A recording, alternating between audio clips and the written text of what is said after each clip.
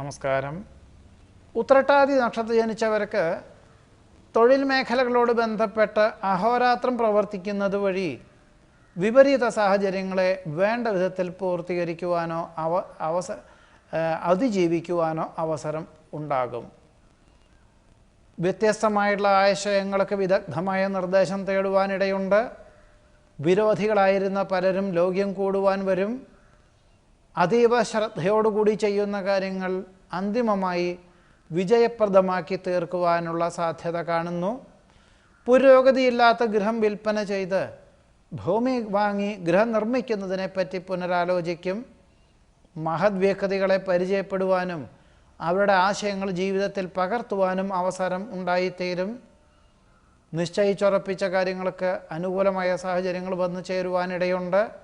സാമ്പത്തികമായിട്ടുള്ള വിഷയത്തിൽ അനുകൂലമായ സാഹചര്യം ഉണ്ടായിത്തീരും.